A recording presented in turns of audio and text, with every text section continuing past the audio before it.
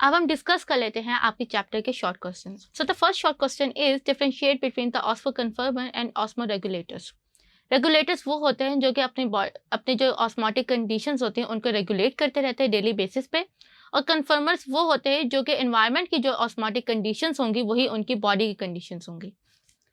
Second question है define एनहाइड्रोबायोसिस with an example. एनहाइड्रोबायोसिस ये वो कंडीशंस होते हैं जिसमें एनिमल अडेप्ट करता है लेस वाटर एनवायरनमेंट में सर्वाइव करने के लिए। तो इसके अंदर हमारे पास जो है वो आपके पास कैमल्स आते हैं, क्रस्टेशियंस आते हैं, रोटिफर्स आते हैं।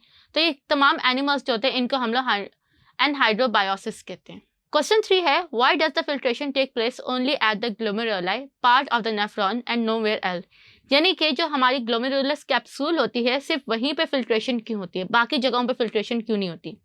तो पहले ही आपने याद रखना है कि जो ग्लोमेरुलस की वॉल्स होती है वो पोरस होती हैं, जिसकी वजह से जो सब्सटेंसेज है वो इजीली ट्यूब्यूल्स में आ सकते हैं। सेकंड, जो हाई ब्लड प्रेशर होता है ग्लोमेरुलस में, उसकी वजह से जो मैक्सिमम अमाउंट ऑफ सब्सटेंसेज होते हैं वो ट्यूब्यूल्स के अंदर आ जाते हैं। फोर्थ है mention to metabolic alter state that generally 70% cause the kidney stones.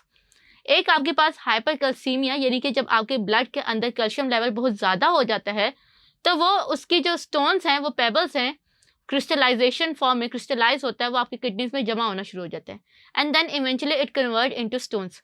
दूसरा हाइपरजेलुरिया यानी कि ऑक्सीलेट जो होता है, कैल्शियम ऑक्सीलेट ये कंपाउंड होता है, वो जब आपके ब्लड में बहुत ज़्यादा होता है तो देन किडनीज के अंदर भी वो स्टोन्स क्रिएट करता है जिसको हम लोग हाइपरजेलुरिया कहते हैं। क्वेश्चन 5 है what is a renal failure. जब किडनी अपना फंक्शन परफॉर्म नहीं कर सकेगी due to some infection, some bacteria और सम इन्फ्लेमेशन, तो वो जो है वो आपका रेनल फेलियर होगा। और फिर आपके पास जितनी वो किडनी जो है वो डैमेज हुई है, जितना रेनल फेलियर है उसके अकॉर्डिंग जो होता है फिर हम लोग जो होता है वो डायलिसिस पे जाते हैं। क्वेश्चन 6 है account on each main adaptation in plant due to high and low temperature. High temperature के अंदर जो प्लांट्स होते हैं उनके अंदर स्टोमेटा की क्लोजिंग होती है और उसके साथ साथ कुछ हीट शॉक प्रोटीन्स होते हैं जो कि एनिमल प्लांट्स के जो टिश्यूज होते हैं उनके प्रोटीन्स को प्रोटेक्ट करते हैं।